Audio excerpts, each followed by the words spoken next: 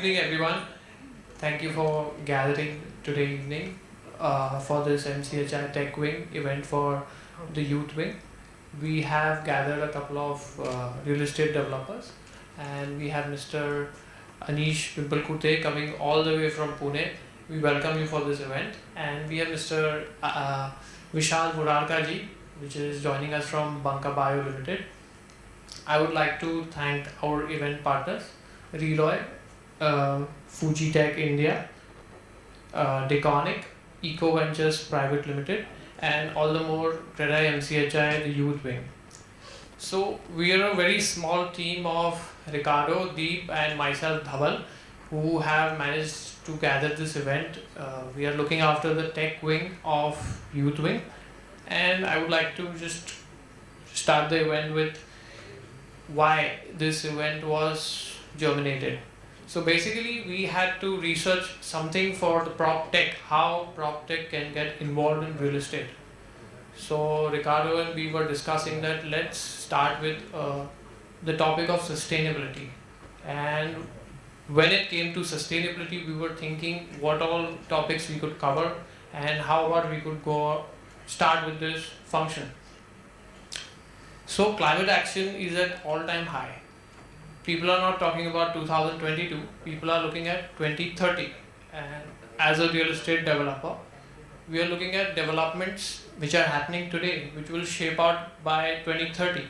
So we need to look at various concepts.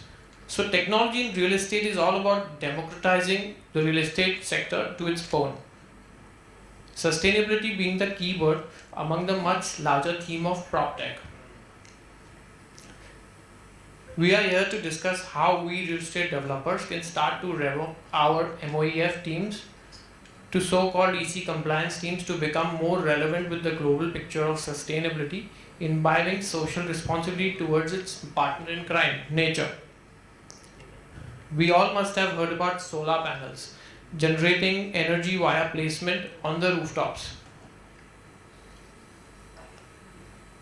So I'm here to discuss Solar Scapes. It's a revolutionary technology where glass facades totally have been generated to capture the solar power of sun and completely negate its effect. I mean, from negative to neutral, to harness the power of the energy in glass facades. I would like to introduce Mr. Anish Pimpalkhute from Solar Scapes to begin your presentation. I would like to give everyone a round of applause to Mr. Anish Pimpalkhute.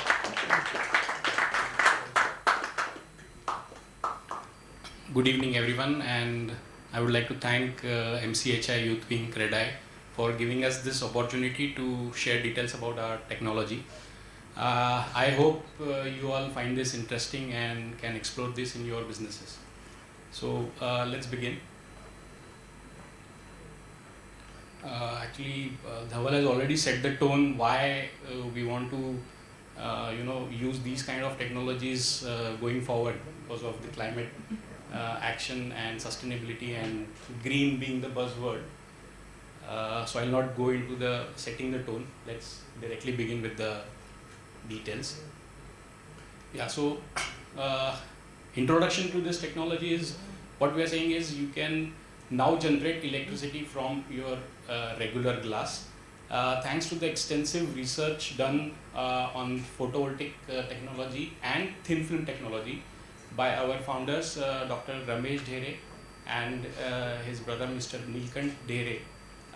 They have been working on this technology in US and Brazil for over 30 years now in NREL USA, and their work has led to bringing this technology to India through our company Solar Scapes. Now I would like to just give a pointer here that how it is different from your conventional solar panels. So the conventional solar panels that you see on rooftops are made from silicon cells or silicon wafers as we call it. We are using cadmium telluride as the material for as photovoltaic material. Now there are many technical advantages of CDTE over silicon. I would discuss a few in the coming slides, but one prominent advantage of CDT, and that's why we are using this on, can use this on facade glasses. It can be laser scribed to give transparency, which regular silicon panels cannot. So that is where basic difference lies. So yeah, so with our research we can say that we can practically replace any glass in the facade or skylight with our glass. And the best applications are like airports, facades of airports, hospitals, tall buildings, and infra projects. Now, why do we need to choose BIPV? There are some research which says that more than 30% of the electricity consumption in India goes to building sector.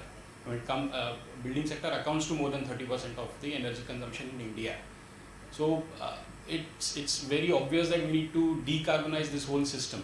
So how choosing BIPV is building integrated photovoltaics. So that's the name that we give for these kind of technologies, green technologies. Yeah, so what are the advantages that we have by choosing BIPV is the area available. So for example, nowadays the rooftops of buildings or all commercial buildings are designed for cafeterias, recreational areas, breakout areas. So the area available for installing conventional solar panels is very limited. Whereas if you compare that with a facade of a say 20-floor building, it's huge. And the amount of power output that you will get by utilizing this complete surface area again would be very high compared to the rooftop. So that is one benefit that you get. Of course, it increases the building value both in terms of design and energy input. You have like the corporates or the brands or the developers who are installing these kind of technologies can enhance their green image. It's a key technology for sustainable construction or green building concept. Like any other, this as well as any other renewable energy, you will get 6 points. As you all are aware, if you are opting for the green building ratings or platinum rating, gold rating, it gives an improved balance of electricity generation and consumption during the course of the day. Now, because of these reasons, we say that it's time to move from energy efficient buildings to energy generating buildings by using these kind of BIPV technologies. Thank you. Yeah, I'll just quickly run you through some of the advantages of cadmium telluride in comparison to the other technologies. So CDT, so we use LOI or tin oxide coated glass that reduces heat in the building.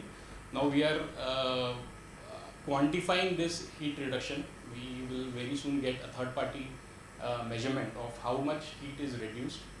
We are doing that in our experience center in Pune. So very soon we'll be able to share those numbers also.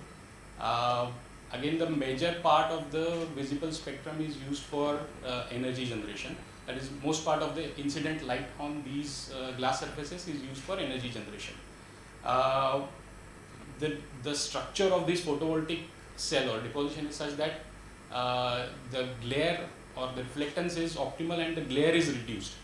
Then, of course, this is a laminated toughened glass, so safety is taken care of. Now, there are two major benefits over conventional silicon panels. One is the low light performance and the high temperature performance. And I would also like to add one more, that is the vertical application.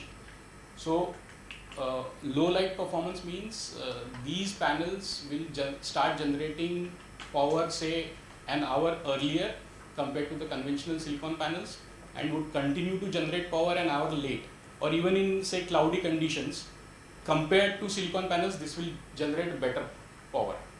So that is one. Second is high temperature. In high temperatures, the power output of both these panels are reduced slightly, but CDT would still be performing better than conventional silicon panels.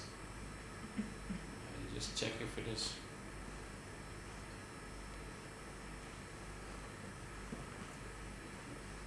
Okay. So what sizes and transparencies that we are offering is, so right now we have 4 feet by 2 feet, 4 feet by 4 feet and 4 feet by 6 feet panels. I mean, these are the ones which we have obtained BIS certification for commercial sales in India. We can also provide 8 feet by 4 feet panels, but the certification is in process and could take some time. Transparencies we can provide from 0 to up to 40%, 0 being opaque panels, and 10%, 20, 30, 40% can be provided. We can also give transparencies above 40%, but that won't make sense in terms of power output and cost. So we would like to limit it to 40%. I mean. Yeah, so this is the typical panel composition. It's a 17 mm thick panel. So the one shaded area that you see is the base 3.2 mm glass, or we can call it solar cell. This is the glass on which we have photovoltaic deposition. So it's not a film, it's a photovoltaic material which is deposited on this 3.2 mm glass. Now this glass is laminated between two 6 mm glasses which are toughened with the help of a PVB. So that is a typical composition. We can also give a DGU with, say, we can add one air gap and give another 6 mm glass. So DGUs can also be possible. Okay, now this is the power output for different transparencies. So for opaque to 40%, you get different power output. Opaque being the maximum, where you get 12 units. Units is kilowatt hours per year from a square feet. This would go to around 14 to 15 units if we keep it on a horizontal, like we use it as a traditional panel. This would increase to, say, 14 to 15 units. For 20% transparent, it is around 9 units per square feet, and for 40% transparent, it's around 6.5 to 7 units per square feet. Okay, so these are the various certifications. We are already, so right now we are importing it from China, but very soon we are starting manufacturing in India also. So for various parts of the world like Europe, Australia, we have these multiple certifications. We also have BIS for India operations now. Okay, we'll just see some of the photographs now, by which you will get some idea. Okay, now this is the traditional silicon panels that you see on the rooftops. There are some buildings which have applied it on facades also. There are a few, like 4-5 years back, there are a few projects in Gujarat where they have used this. Now this is how our panels look like. So again, this is a solar panel. You get colored panels. You can choose a color from the international color chart and we can provide that color. The one on the top right corner is the aluminium look. So it's a solar panel again. It's opaque, but it looks like aluminium. So we can also give you panels which look like marble. They are opaque, but they are glass solar panels. So this is again a museum. It's a solar museum in China which is completely done from all sides in transparent as well as opaque solar panels. Now this is a new building that is coming up again completely with solar panels. Okay, now this is the experience center that we have in Pune. So this panel that we have used is an 8 feet by 4 feet panel. So from all sides we have used these panels, and there are different transparencies. Like this is the south side which is having 40% transparent panel. North side we have used 20%. On the other side we have used a DGU, which is again 20%. And on this side we have used, it's not seen from here in the next, yes. So on the other side we have used the opaque panels. Now this is the view from inside. So just in case you have any doubts like how it looks like, how transparent it is, or does it look like a solar panel, traditional solar panel. So this is how it looks from inside also. So it's as good as a regular conventional glass. Okay, so that is the opaque panel that I was mentioning. Now we have even installed a EV charger which is taking power from these solar panels. Okay, so this is for the skylight application. This is a colored glass for a skylight application. Okay, this is the aluminium thing that I was mentioning. So this is the rendering and that is the actual image. So it's exactly how you can design it. This building I have also visited. It's again, this is completely in transparent solar panels. So this is a 40% transparent glass.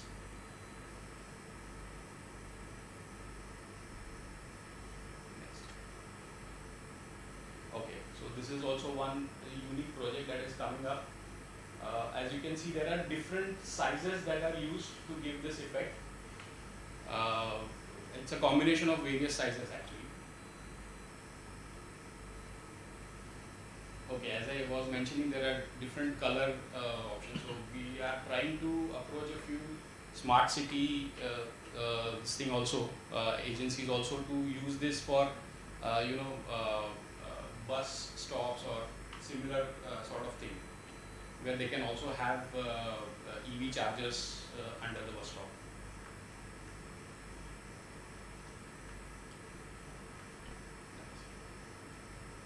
This is actually a parking lot in Sweden where they have used this color photovoltaic panels. Okay, now this logo that you see, it's not a sticker pasted on it. It is actually photovoltaic solar cells that are laser scribed in that logo form. You will just have to give us the logo. We will do the laser scribing of the cells in that particular shape. Okay, this is for greenhouse. In fact, for greenhouse, we have been getting a lot of inquiries. I mean, the greenhouse, yeah, so they wanted to try it out by maintaining the temperatures, generating the electricity using batteries, using ACs, and maintaining the temperatures. That's it. Thank you.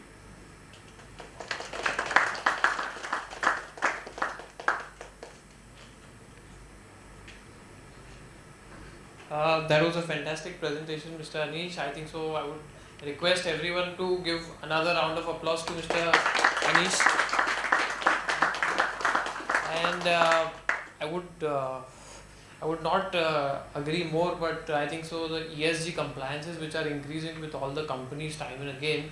I think so. By every year, the government is piling up pressure to comply with environmental standards, and I think so.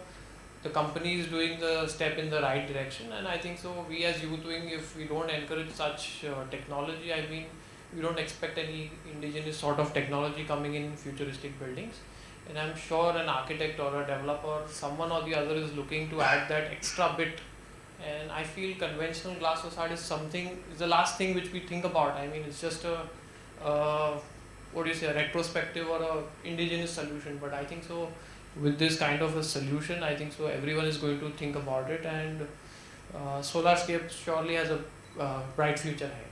So I would like if anyone has questions for Solar Scape. You didn't speak about the cost because we as developers are also cost sensitive. Yeah. So I thought I leave to one-to-one interactions. of course, No, this is never going to be the first question that. Yeah, I understand. Yeah, so it ranges for different. I mean, it changes for different transparencies and sizes. But typically, if I say a 20% transparent 6 feet by 4 feet glass, it's somewhere around 1700 to 1750 rupees per square feet. Okay, and I was just discussing some time back with him. You get a payback. So payback in Maharashtra for whatever extra you pay over conventional glass, you will get it back in say 9.5 to 10 years if you consider only revenue from power generation. Now, most of the individual corporates or companies who have their own buildings can also benefit on accelerated depreciation tax benefit. So if you add that benefit, then your payback goes down to 4 years. And the complete cost of the installed system. Now I'm not talking about the additional cost. The complete cost is paid back in 20 years. But this is for Maharashtra because the electricity per unit rate for Maharashtra is a certain amount. For Gujarat it is different, for Delhi it is different, for Bangalore it is different. So for different states you will have different paybacks. But the initial cost will be around 4 times. Yes. So we are saying, I mean, what I check from different glass these things, it's around 600 to 700 now. Yeah. And so we used to be at around 1300 to 1400 before April, but with from April because of the custom duties, our price has gone slightly up. So that is the reason why we are very soon going to start manufacturing in India also. So by then probably our cost will come down a bit. Also, a few more questions. Yeah. If we take this glass, then is it then a standard operation or you have to treat it differently? No, it is, the installation is exactly similar to a conventional glass. The maintenance and cleaning is exactly similar. The AMCs that you do half bi-monthly or monthly for cleaning, you have to do it the same way. So there is no different treatment. So there is only one, there are wires and connections which you connect to the inverter and then take it to the main grid. Yeah. So there is a slight change, only slight change in aluminum profile. It's not much of a science to it, which is very much possible for local aluminum manufacturers also. So that is the only thing. But also installation would be done by the same people can do the Yes, installation or yes. you need you only to come and install? No. Any regular fabricator or installer can do the installation because as I said it is exactly similar. Only thing is the after installation the connections and all our team will come and do it. Also spider glass and everything can be done in this or not really? Not really. So we'll need an aluminum profile behind it Okay. to do it because of the wires basically. And maintenance? Of Once you've installed it, then do we have to do anything or you just no, need nothing. nothing? So this Pune Experience Center that we have done, it's done in 2020 March. And we have not done even a single thing till now. And apart from the experience center, do we have any live location where a building has come up with this? No, so as I said, I just got the BI certification a month back, and there are a few projects which we have already been specified, but they are in design stage. So by the time they will come in execution, it will take another 3-4 months. Oh, it's very interesting. Right. What is the comparison to conventional photovoltaics in terms of energy generation? So if you actually the application is different. So if I have to compare, if I put it on a horizontal surface like rooftops, as I mentioned, it gives around 14 units. In comparison to? Yeah, so that's what I'm saying. So I'm not sure how much silicon panels would give, but because of the two reasons that I mentioned, the low light performance and high temperature performance, if I compare it, the power output, if I compare for over a period of 1 year, silicon versus CDT, CDT is 6 to 7% more over a period of 1 year. Although efficiency of silicon is more, our efficiency is around 14.5 to 15. Silicon is at around 17 to 18% efficient. It has now gone to 21, 22 also some of the panels, but they are costly. So if I compare regular usage of the panel, then it is around 17 to 18% the efficiency. Ours is at 14.5, but still because of the two reasons that I mentioned, if we compare power output over a period of 1 year, it is 6 to 7% more compared to traditional panels. Does it have a lifetime period? Like for example, EV has a lifetime of 25 years. Same. So we also give warranty for 25 years. Suppose that you have to change the whole facade again. After that, Yeah. see, it will still continue to generate power, but we don't give any warranty after that. So say if the power output would come down to 70% or 60% after 25 years. And we do recycle, we do take back the panels after 25 years. So you will have to change the whole facade if you Yes, want yes. to. So for optimum power output, you will have to change. And also like in conditions like Bombay and all, where the shallow light ventilation is much lesser, how efficient would the facade solar panels would be in terms to a regular rooftop panel? Because the See, amount of the sunlight the course. rooftop panel would receive. Of course, the power output would reduce because of the shading effect. But as I mentioned, because of it, the better low light performance, it would still continue to operate. Compare this with a traditional silicon panel applied vertically, it will not generate only. It compared to that, our panels would still continue to generate. Now you are comparing a vertical application with a horizontal application, so we don't recommend that. If you use those panels vertically, they will not generate. Ours would still generate. And is your design flexible to parametrics like changing according to the daylight and all? No. Also adding to what he said, do you guys do shadow studies, and like if you are shadow studies and stuff, would you be able to ballpark figure tell us that what would be the efficiency or Power output, yes. So that's how we work. So we take AutoCAD drawings of the facades and elevations, and then we do the complete analysis, and we will give you what size, what transparency, how much power output, how much area output cover, everything.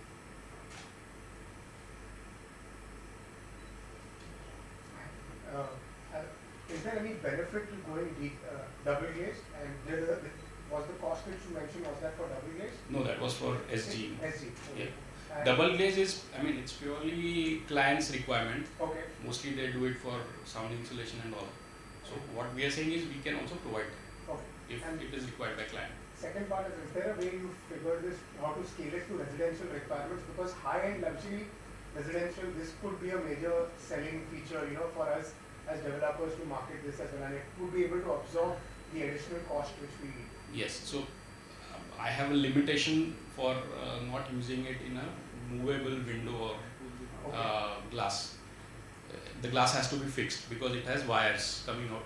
Each panel has a positive and negative wire coming out of it, which is connected in series to adjacent panels and then to inverter. So because of this reason, I cannot use it in windows which are sliding or movable windows. So dead surfaces would be more Yes, yes. So for example, a staircase thing or a duct where you have fixed glass in residential also you can use it. Has it been used globally in a lot of residential? Yes, yes, yes. As I was showing you in residential, you are saying? Yeah. Residential, as I said, only a few where you have fixed glass. Mostly it is used in commercial.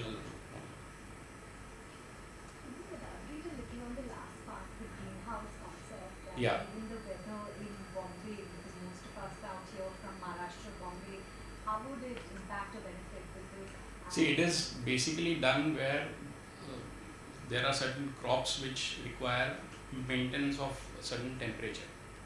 Okay, so you have say around 1 acre of area where you cover it and close it from all the sides, make it a greenhouse. Then you connect it to batteries and give say AC or a temperature maintenance system, and you maintain that temperature. Otherwise, if you have to do it, you will have to use electricity from outside. Here, to maintain that temperature and use that AC, you are drawing electricity from sun. So that is how the concept of greenhouse is used. and how will its impacts on like commercial or residential buildings, like exactly between housing? No, greenhouse is totally for farming sector. Okay. Yeah. For farming sector, they are using these kind of for growing crops and in a controlled conditions. So what would be the disposal cost for the same? It is similar to the solar panels, or because here the MOC has been changed for these panels. So what would be the disposal of the same? Disposal in the sense after the completion. Yeah, yeah. So we will take it back. Okay, okay, After say 25 years, okay, we will take it back and do the disposal. okay. So right now we have this setup in China for Okay. disposing of these panels. Okay. So I think after 25 years we will have in India also. But also, are you guys the only one doing it, or there are people? Yes, this particular technology worldwide, we are only doing it. CDT panels, opaque, there are other people also. There is this company called First Solar. They are world's biggest cadmium telluride panel manufacturer, but they don't manufacture transparent panels. What happens is that is a double-edged sword for us. It may be good because you are a pioneer, you are an innovator, but I mean, God forbid if tomorrow your company is not there after 5 years and we want something. I'm just being practical. Yeah. So then what happens? So is your technology scalable in terms Yes. of some other people Yes. also? See, that's what. See, silicon as a technology, which is used for conventional panels, is already tapped out. Now, this technology CDT is, I would not say in a nascent stage because it's in use for say 6, 7, more than 7 years now across the globe. India, it is at nascent stage. So, but still there is a lot to be taken out or drawn out from this technology. Like I said, the efficiency, which is at 14 to 15% right now, in lab it has gone to 20% already. It's not there in commercial. So there is a lot still to be extracted from this technology, and there will be a lot of players who would come. So for example, tomorrow those who are manufacturing opaque, if the market builds up, they would like to get into transparent panels as well. So there is a parallel technology, they call it amorphous silicon. So it's not exactly the silicon. So they also provide transparent panels, but again they are a bit more costly and the power output is less. So again, amorphous silicon is also in a very nascent stage. There appears that cadmium is a carcinogenic Yes, substance. yes. Cadmium as an individual element is carcinogenic, but when you use as CDT in a panel, we have certificates that it is not harmful. Cadmium as an individual material, if you use and dispose it, then it is carcinogenic. Last question, please. Yeah, sorry. Anyone else? I just wanted to understand. It's too early to say because you replace after 25 years. But let's say you install it in an office building. I mean, people are occupying it. So how does? I mean, if and when in 25 years you have to replace, like practically, how would it like work? Or do you end up just using it at a reduced efficiency? Because finally That is an the option. office- yeah, finally That the is an office option. development has people already who are occupying the space, they've done their fit outs. I mean, anything that you've thought about that? No, so that is one of the option that you say, but otherwise replacement is very simple. Like even why wait for 25 years? Suppose there is some damage in one of the panels and you want to replace it, not the entire facade, but say 1 or 2 or 3 panels, you can still do that. So that particular individual panel can be taken out and replaced. So like you do for conventional glass, exactly same. Say, it is not mandatory, it's an option you use. Yes. Okay. Thank you, Mr. Thank you. Thank you. Thank you, Anish.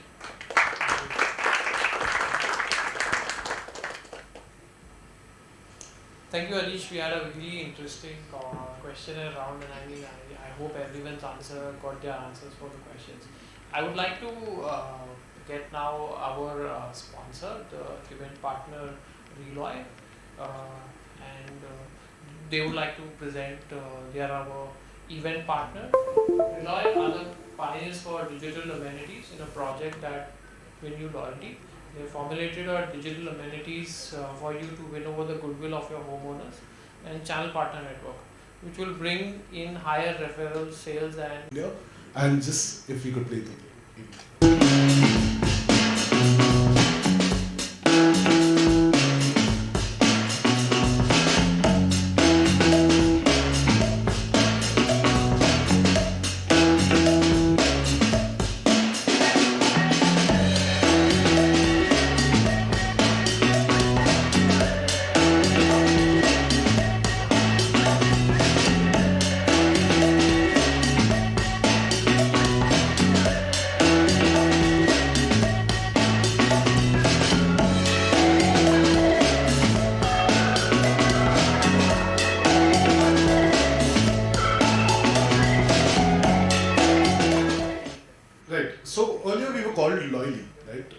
rebranded to Reloy, which stands for Real Estate Loyalty.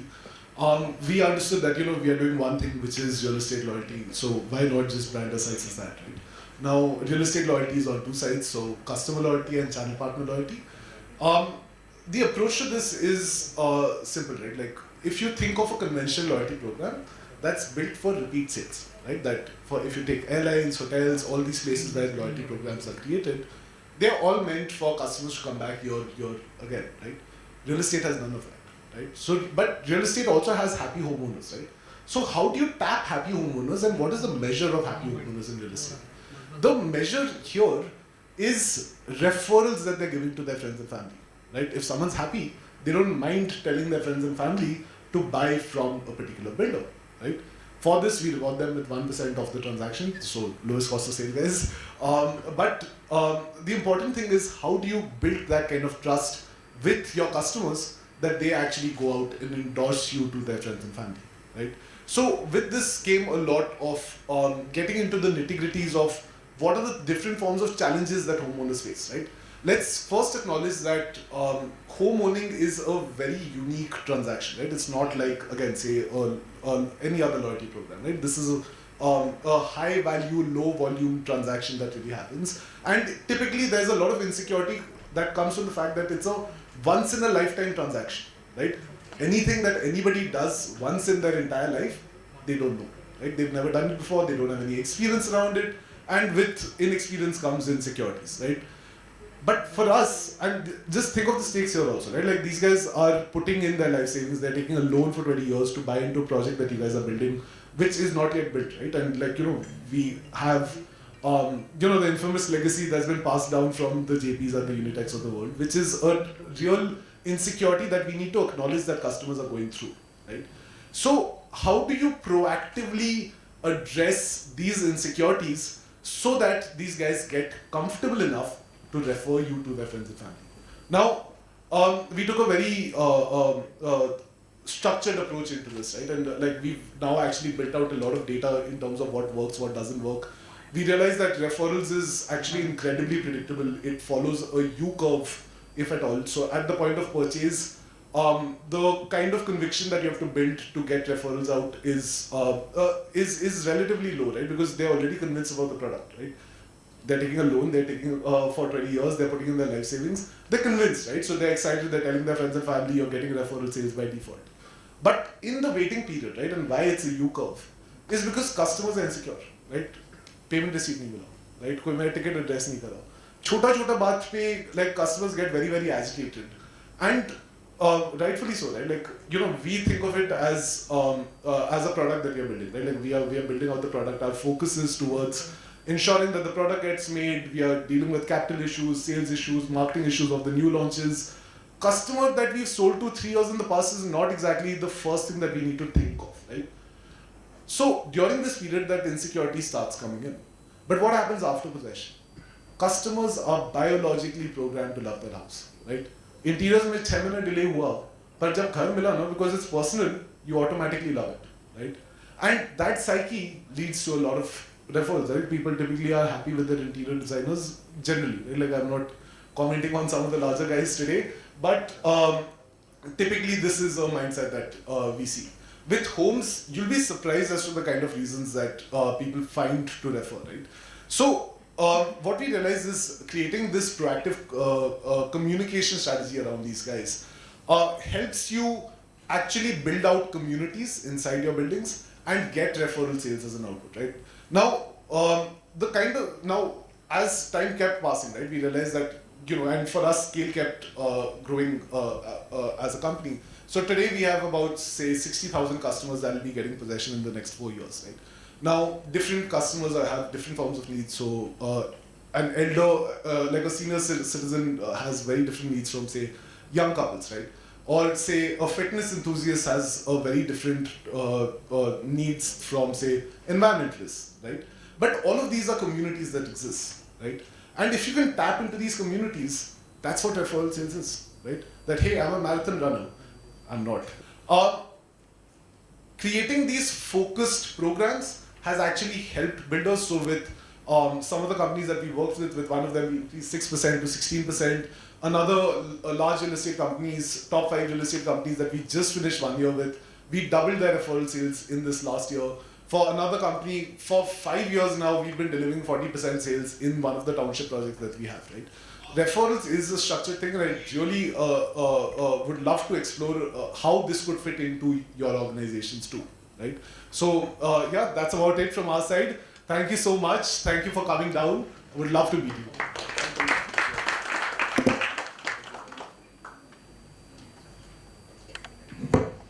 Thank you, Reloy. Thank you for supporting this event. And in true sense, Reloy is all about word of mouth.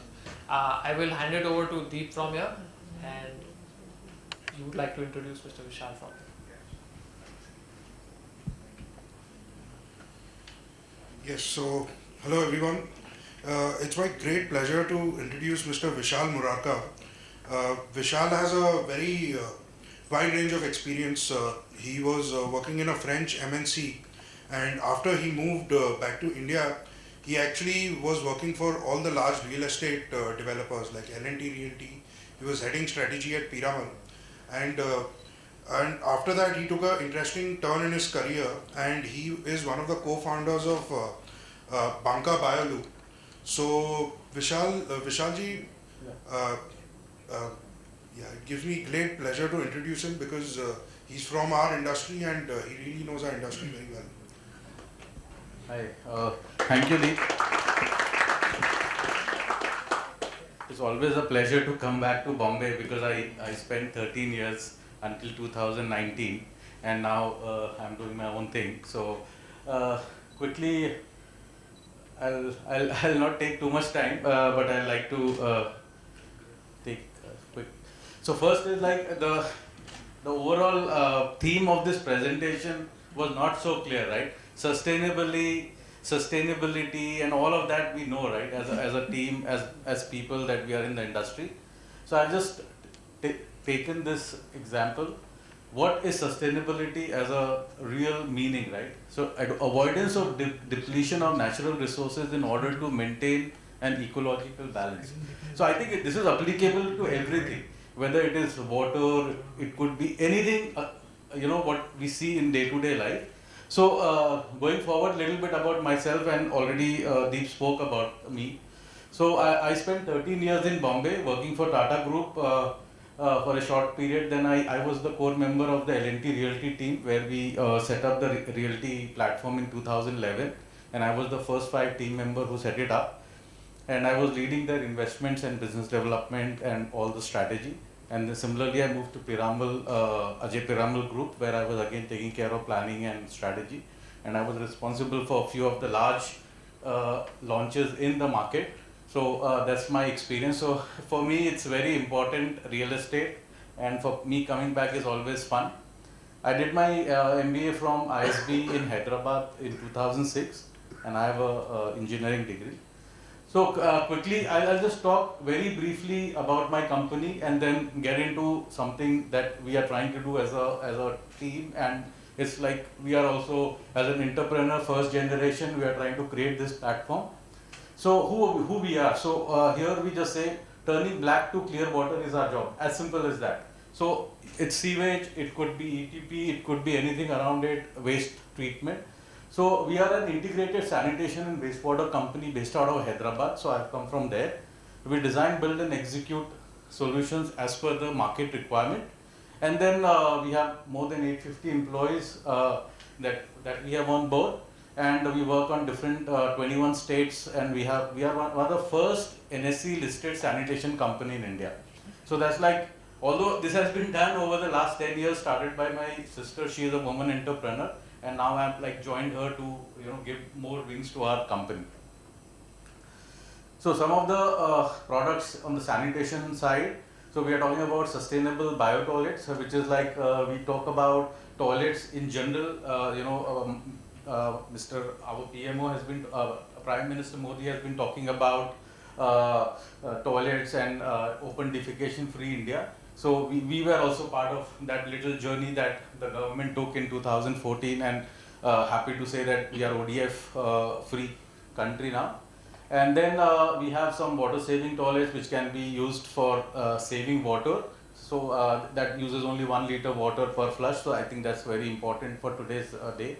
Then we have fecal sludge treatment plants.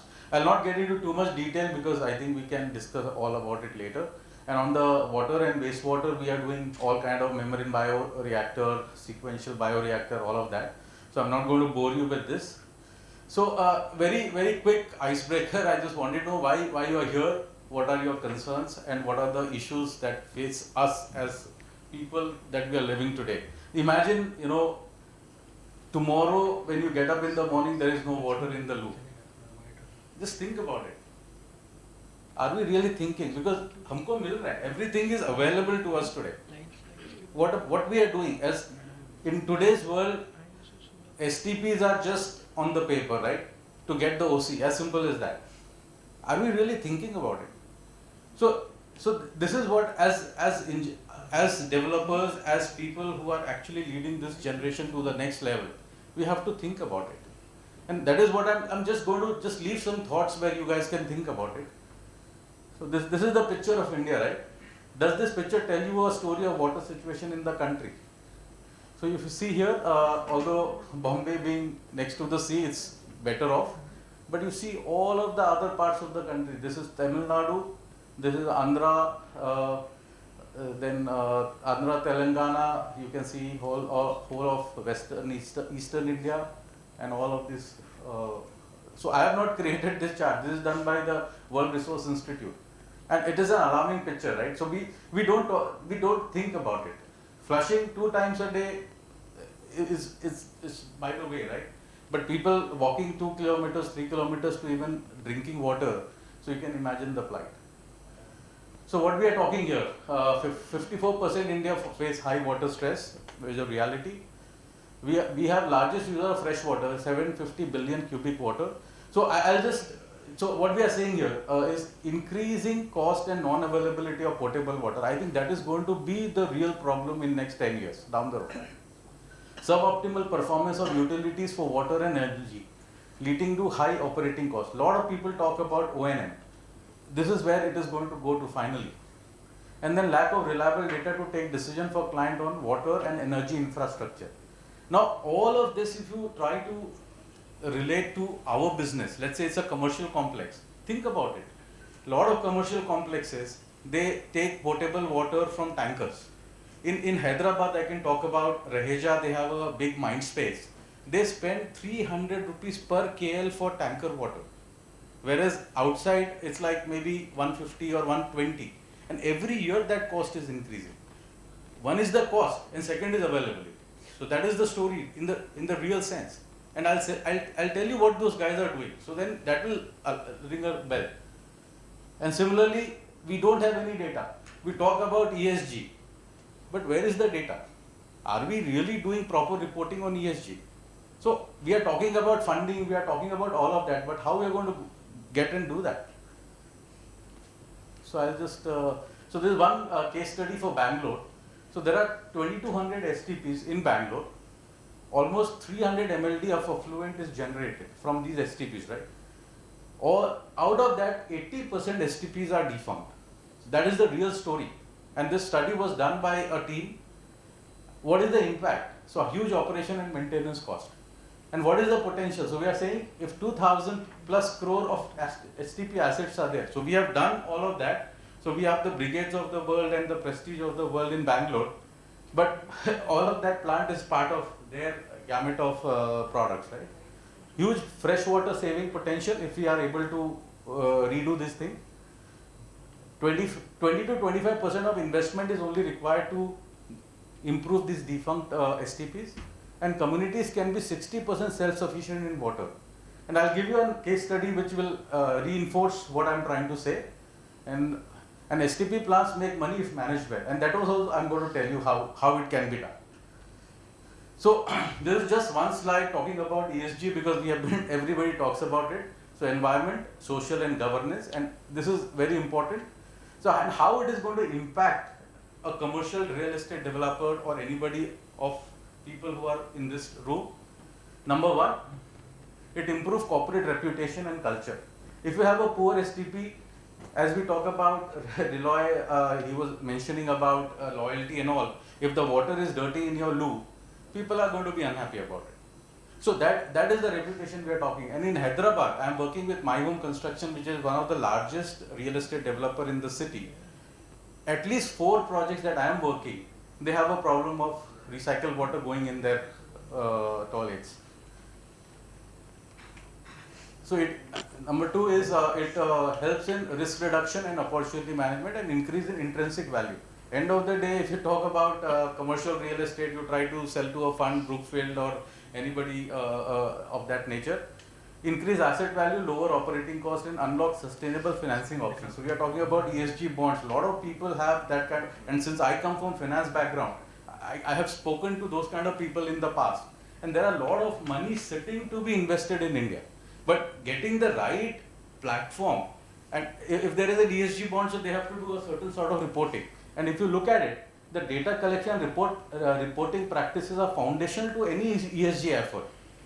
So if you are not able to give them data, how I can get funding from there? So that is like very one of the things. So that we are talking about real-time monitoring. So I just quickly.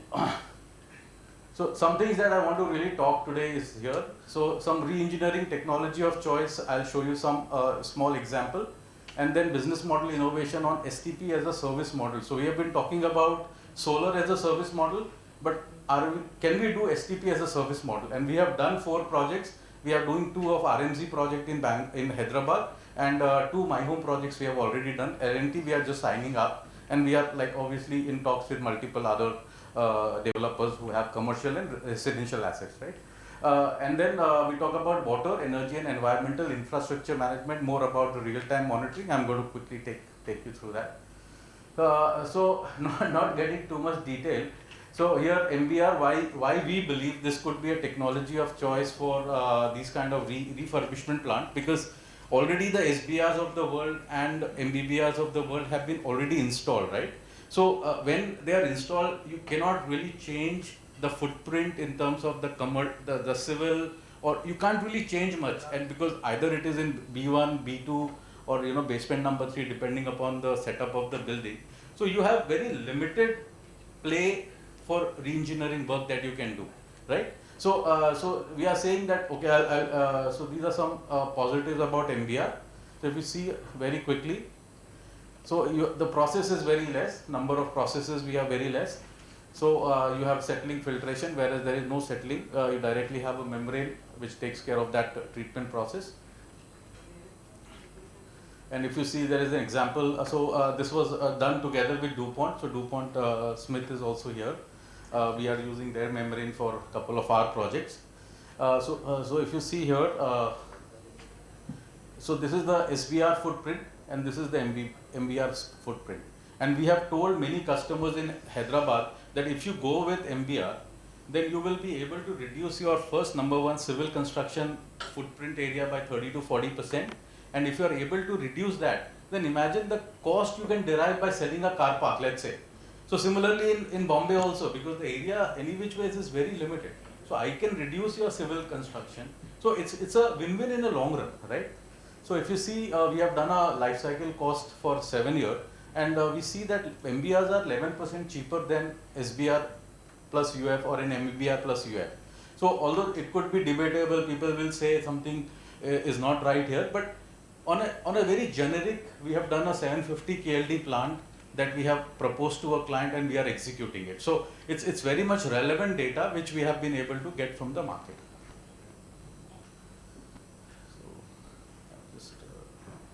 Some of the membranes that DuPont has, we can talk about it more later. So this is one of the largest, so there's a 144 MLD plant in MBR. So a lot of people believe that MBRs are very expensive, but that's not really true. If you really compare MBR as a standalone system along with civil cost and engineering and long-term O&M plus your SBR plus UF, because now UF is required for BCB norms. If you add both together and UF maintenance over a period of 7 years, you will realize that MBR is going to be cheaper in the long run. Yeah. So these are some of the installation. So this is like one. I just wanted to show some case study around. Just come here. This simple explains it. So you have a current scenario, we have a defunct STP. So whether it is in a retail mall or a hotel or a commercial office or a residential. So what we are saying is, we are going to come in, we are going to bring in the capital, we are going to refurbish this, and we are going to put it on a dashboard. So like a sort of a centralized cloud infrastructure for all the information that you can get. You can get the information about quality, quantity, what is happening in the plant, running of the equipment, everything. So our proposal is that you have this STP, don't worry about it. We come on board, we take your STP, invest the money and do all the work. So here what we have done is one of the societies I just wanted to share with you. So it was an 1500 KLD RMBR system, rotary biomedia reactor type, which we upgraded to an MBR reactor, 1200 KLD because that is the flow that they wanted. And there was a lot of problem with the earlier plant. So there was foul odor, quality was poor, water volume was not available, excessive chemical usage, poor O&M and high cost of O&M.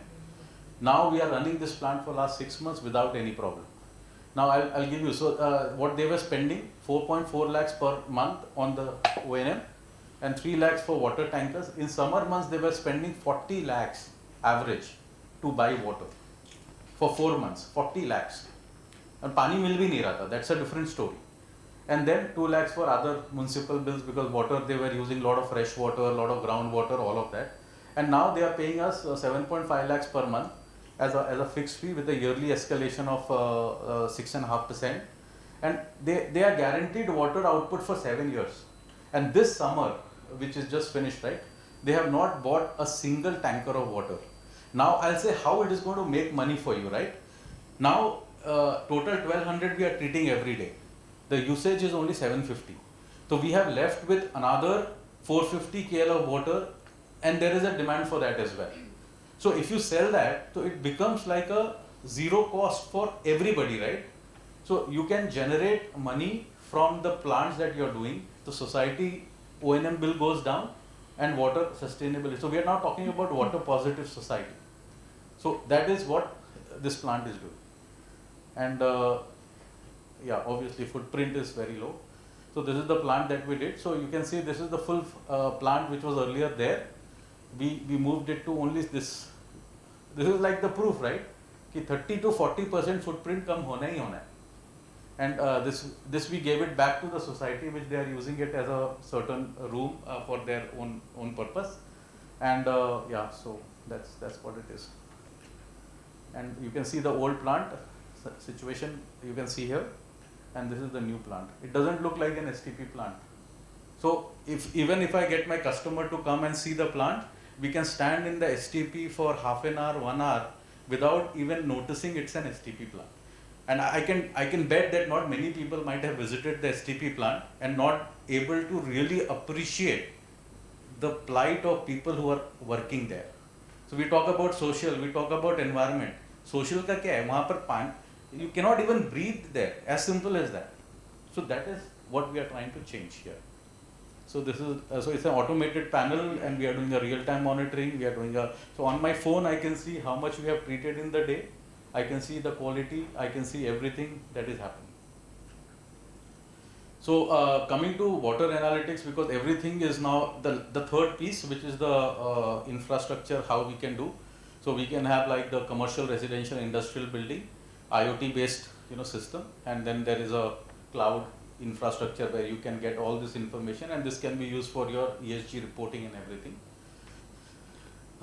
So here is customized dashboard, automated report, API integration, enabling digital twin, algorithms and real-time alerts you can get. So you can do so for the water, so you can do for water, you can do for energy, you can do for other infrastructure in the building. So let's say it's a hotel. The hotel has multiple things, so you can connect all of this and then get the output. Yeah. So this is one of the case study of Bangalore. So Orion Mall has managed to serve 3 crore 42 liters of water since 2019. So these are real case studies, and why they have been able to do that? Because there is a vision to what we are doing. So apne ko pata hai ki where we are losing water, what is happening where. So you have the full control over your water and energy infrastructure, or environment infrastructure if I have to call it. So you can see here, and what is the value proposition is like optimum consumption of water, reduce, reliable data for ESG reporting, energy saving, equipment life cycle support, long term, reduction in skilled manpower, and ability to reduce cost of anti-pollution compliances. So just to share with you, for a 1200 KLD plant, we have only 4 operators, 24/7. Because the plant is automated, there is very, very little really requirement from any problem. So कुछ करने का ही नहीं है, उनको बस देखना है, everything is running.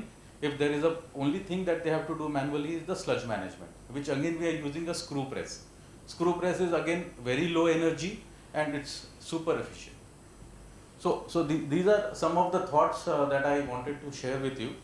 So you can see repair refurbishment of decentralized plant in metro is the only option. And I can bet in Hyderabad, if the story is 80-90% defunct, Bombay is no better. And I have visited personally 2 plants in Bombay. You cannot even enter the STP plant, and that is one of the most expensive residential complexes of Bombay.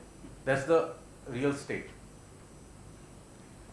Decentralized strategy impactful. Why we think? Because that's a long-term thing that we can do really, and innovate the business model. So we should have a developer mindset. As a real estate developer, I don't need to explain all of this to you. Commercial mein you have a long-term plan. So that is what we are talking about. And overall water and environment management mindset via technology. So these are some of the thoughts that I wanted to share. I don't know how relevant it is, but maybe it could take some learning from the same. So that was my last slide. Happy to take any questions on the subject. Yeah. Whatever water that is getting, you're getting efficient because you're able to, recycle better water, more water. In terms of its usages, so is what water quality is it? Can it be used in landscaping? Can it be used in construction? Any such thoughts? And when you said you sell that, so you mean you sell it in the market, or like how does it really work? Okay, so I'll answer. So the first question, so we can use this water for non-potable use. So that includes your gardening, flushing, chiller plant. So these are the regular use, plus your construction we can do. So it can be done, and then if you put an RO plant to it, you can actually drink it. Can I answer that part? Yeah, please.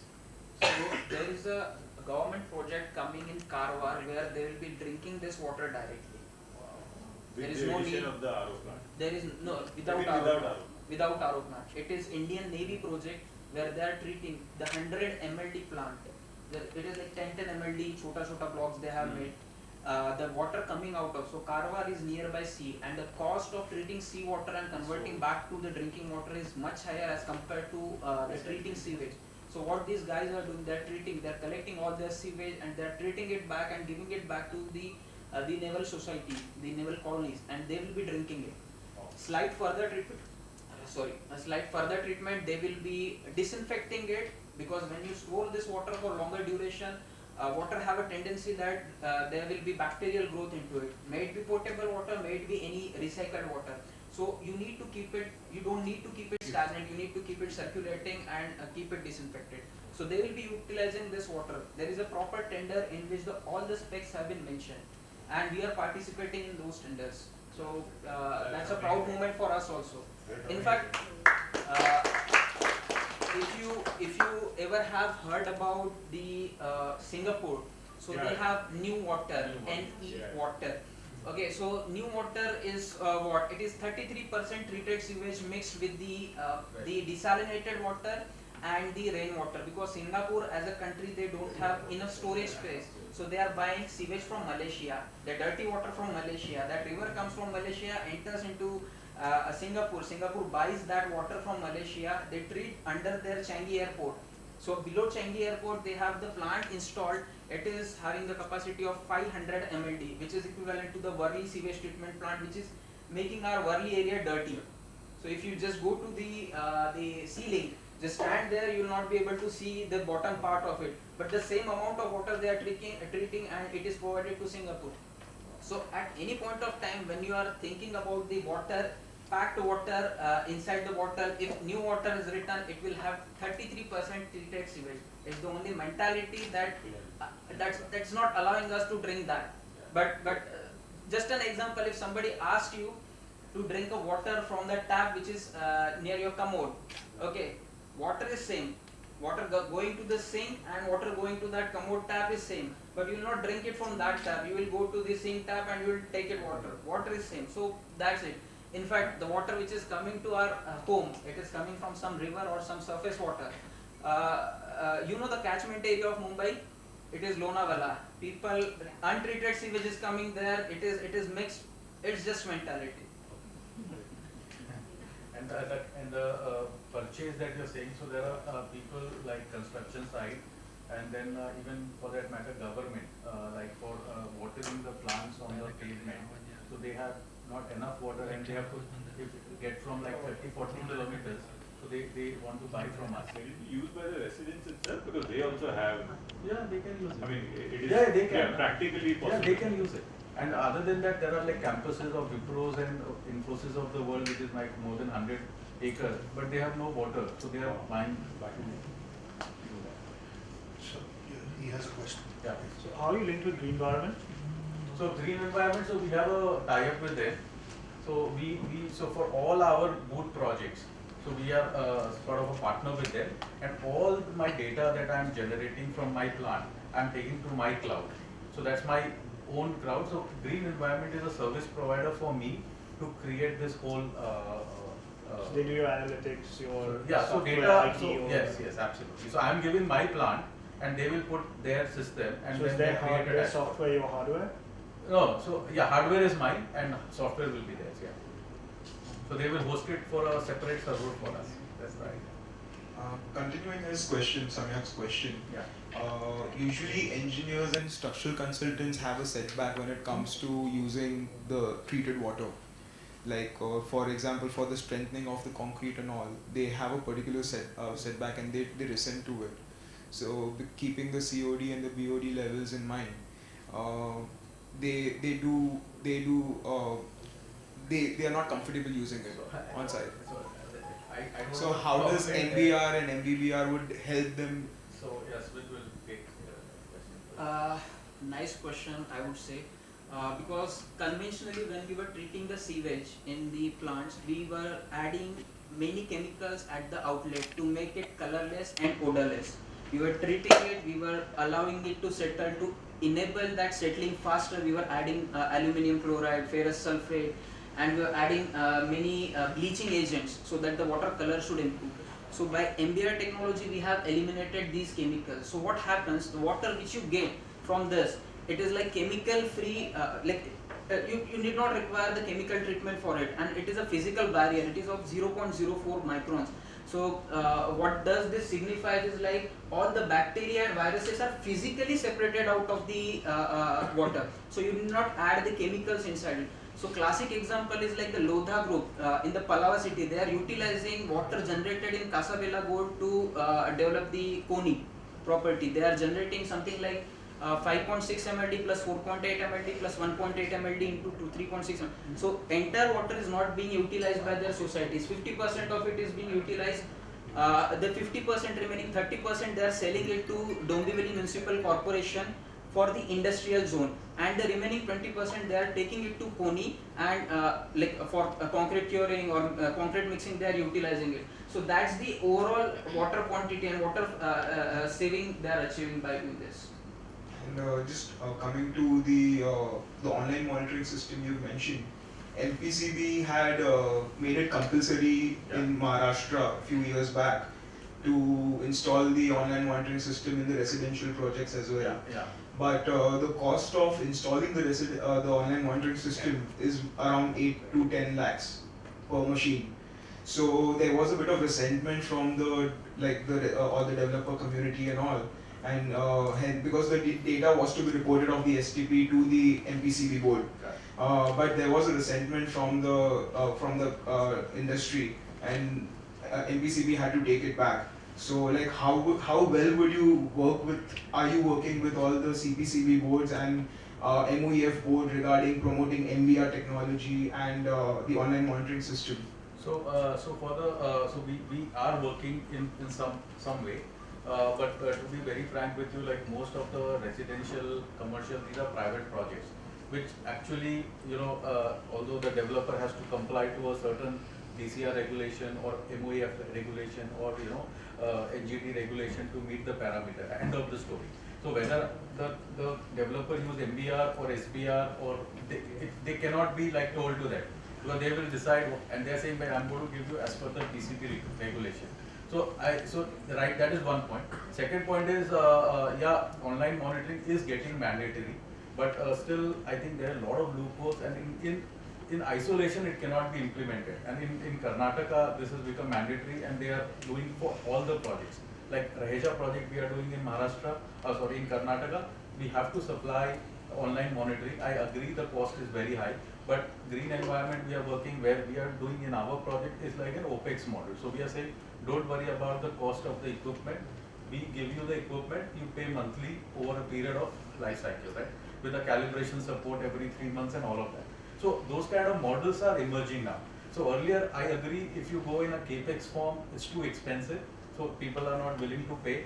But now they are saying, okay, let's look at it. So we are doing similar projects with, rather talking about laundry projects in a hotel, where the laundry guy is putting the laundry system and they're saying, can you set up a STP in this boot model? So they don't have to worry about, because a lot of water is usage in the laundry case, right? And a lot of hotels in Hyderabad, we have visited ITCs and all of these, everybody has a problem with water.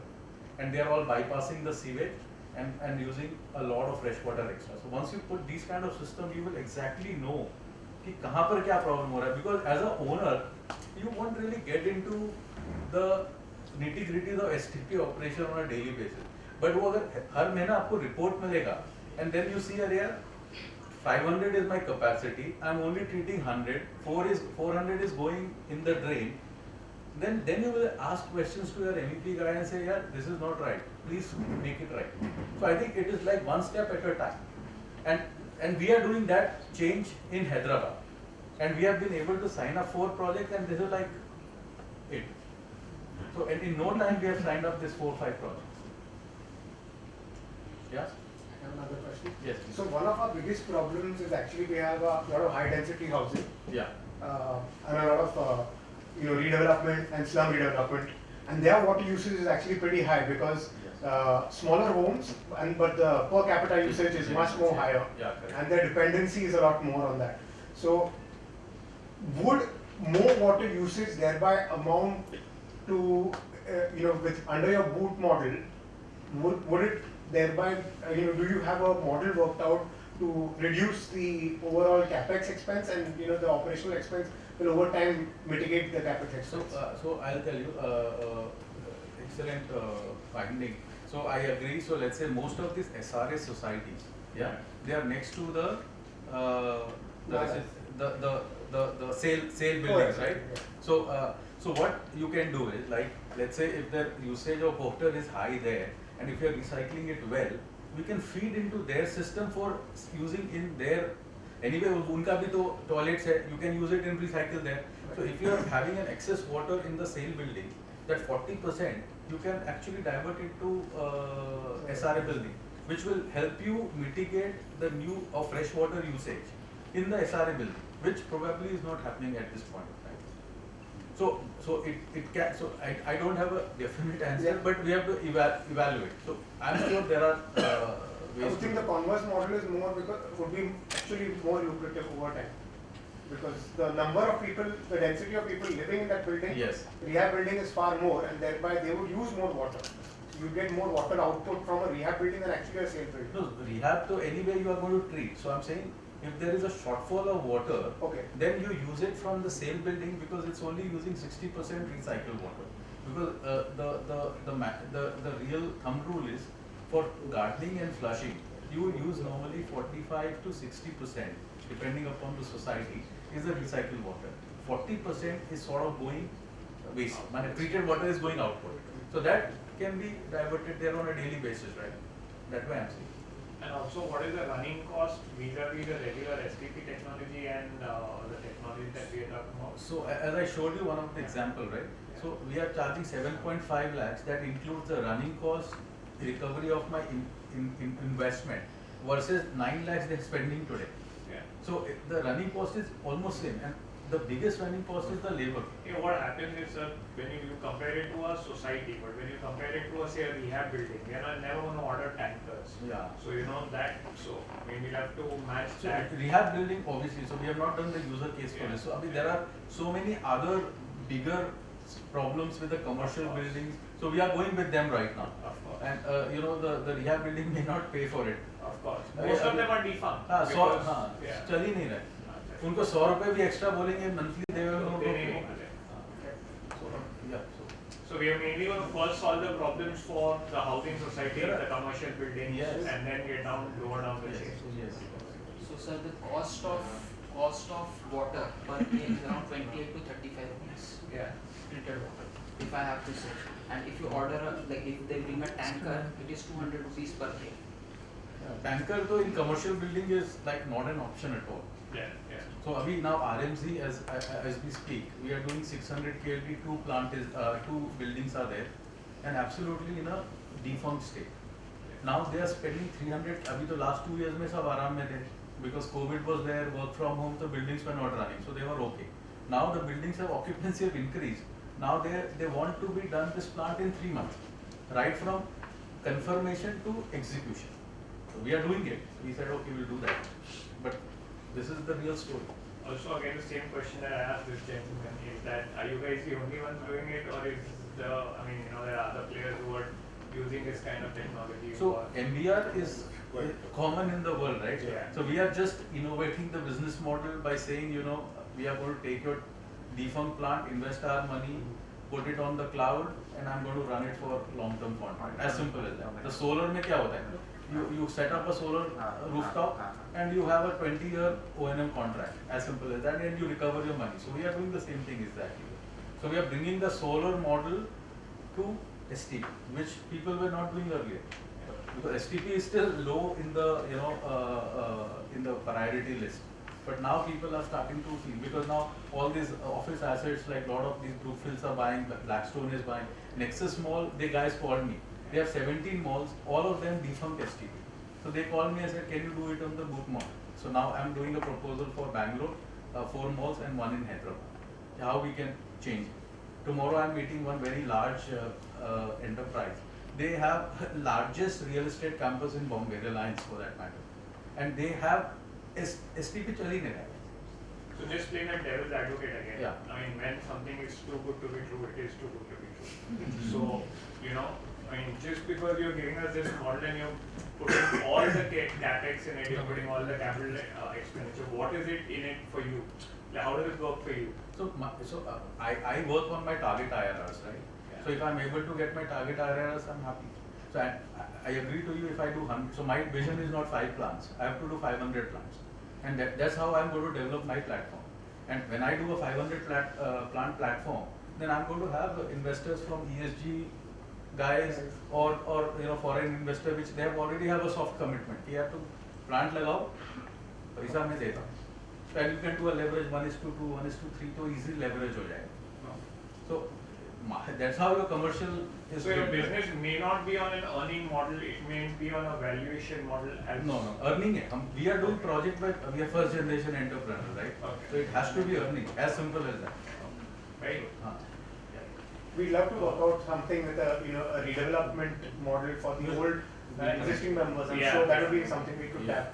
Oh, this is also very interesting. Thank you. So last, I don't know if anyone has a question. So just practically the replacement of STP. So 2 questions around it, because let's say you already have an operating STP with 7-8 buildings operating in it. So do you make a parallel new system and then migrate, because people are still living there? There is still a lot of sewage and waste and water getting generated. That's one aspect. And second, I think especially in residential, what could happen is maybe you have a tie-up with the developer, but eventually a society is formed.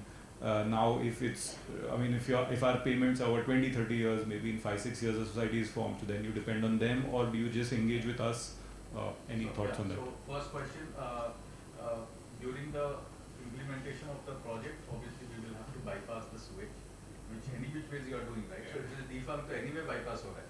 So but we will crunch it and do it as fast as possible because it's a business model for us. Second point is like we are focusing not on developer right now. We are going to the society and operating assets. The reason I'm saying that, कोई tension नहीं है 30% सीधे जा रहा है 50 वो तो सब आ गया 5 साल से चल रहा है डिफंक्ट है we know variability is not there. So for me that is the best thing to do, right? 90 days finish the project, 91st day I start to get my money. So I don't have to worry about developer right now. You already have operating asset. Yeah, so I have an operating asset and easy to get funding and all this, you know, it's that's an important piece. And similarly for residential, similarly for commercial. So when I'm talking about RMZ, it's a 3-year-old building. So they know occupancy pura hai, so we know the water is going to come. So all of that is in play. If you go with a developer model, then risk is unnecessarily a lot of money. No answer. Because अगर 3 साल का project 6 साल में हुआ, मैंने तो STP लगा दिया, payment नहीं आएगा तो there will be a problem. So that we are still working out how we can work, but I'm not saying that we will not do that, but obviously first is defunct, that is only 80%. The 2000 plants are there which are defunct, we need to do that first. So नया तो कर रही थे, EPC we are doing also. So we have multiple projects for EPC also. In Hyderabad we are doing in Piramal, we are doing in Revanta project, and we are also quoting for multiple other jobs as well. L&T also we are quoting, and others as well. But EPC also we are quoting, but that is like part of our business, but focus is on the... Sorry, one last question. So the cloud-based thing that you said, so is it linked to the STP you will install, or let's say if I have an existing one and if I want to get a data on how well it is operating, what's happening, we can do that. It can get extended or Yes. it can work as a standalone thing as So well. उसमें आपको क्या करना है? You have to put a sensor and you need to have a flow meter. So inlet flow meter for the sewage line, outlet flow meter for your treated water, and the sensor which connects to your So that's something that you all also offer. Yeah, that we can do, and that is an OPEX model. So if you say I want to do it in my building, so we can install all of these equipment and charge you on a per month fee. That's it. So I just wanted to know that will the water qualify for the cooling towers without installation of RO, because we are facing an issue with the Legionella test as well as the coliforms and the hardness, because this water that we are getting treated in STP, that water is maybe 2 years down the line, if we are using it in the condenser, there are lots of salt accumulation. Because of that we need to change the tubes in. So will it qualify the water? So for cooling towers, we are doing one, we already have a project in a similar model where we have to install a softener plant, which we have to do, so which is required.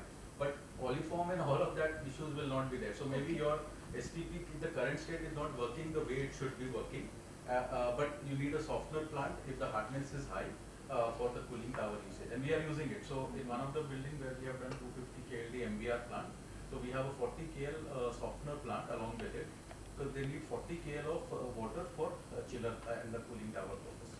So that is absolutely no problem. RMZ also the same story. Okay. So we are giving for chiller plant also.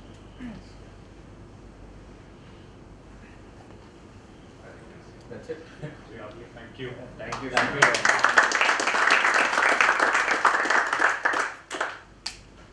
So thank you, Vishalji, for a lovely presentation. I would like to call upon our convener to give the memento. Thanks. Okay. Hey guys, good evening everyone. Thank you so much for being here. And I know the weather has played a bit of a spoil sport and a dampener, but irrespective of the fact that you guys are here, it means that you guys are serious about sustainability. And I think real estate has to change the way we look at construction. It's no longer just 5-year baby for us. And my eyes honestly opened up, because all this while I've always looked at real estate largely as a commodity. But I think we had a managing committee session where we had the RERA chairperson, CEO Ajay Mehta Saab saying real estate is a service now. And the underlying aspect is both our speakers today, both the companies they are representing today, are looking at real estate as a service. And I think we have to evolve in our ways, and it's services like these which will give us value add to our customers, where we can thereby say that we are more than just a developer giving you a flat in cement, reti, and a finished product. We are now looking at how we change your lifestyle. We are also allowing your lifestyle to be more sustainable. So thank you to everyone who made it here first. I know tech is usually looked at as a very dry topic, and especially when someone talks about sludge and sewage and waste, it's probably the most boring, most non-fashionable thing to be talking about. And for that matter, solar as well, because क्या उसने panel डाला बस बहुत अच्छा है. That's how we tend to look at these things.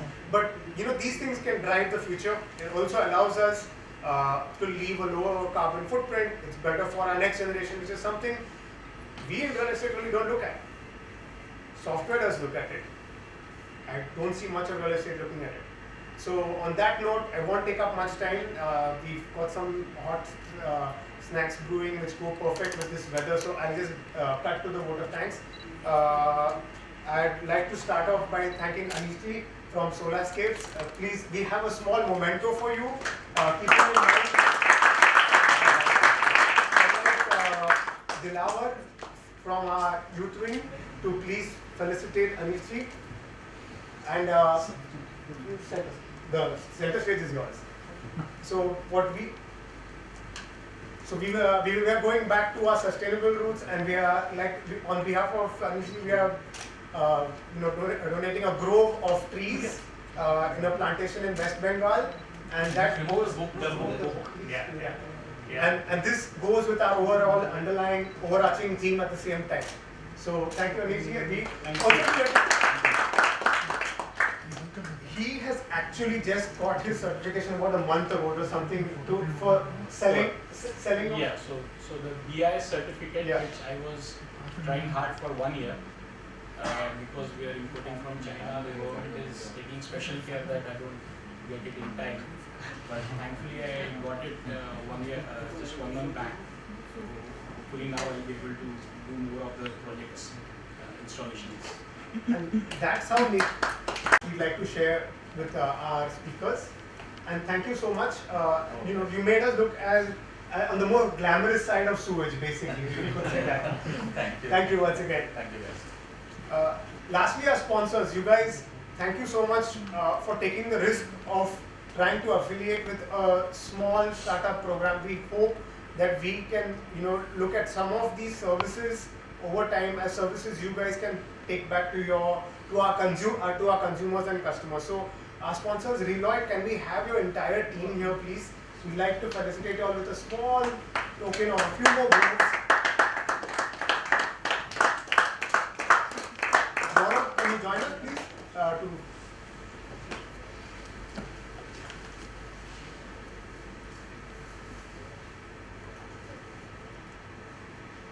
So please reach out to our sponsors. They look at software as a service towards real estate altogether and how to enhance the user experience for our consumers. So please look.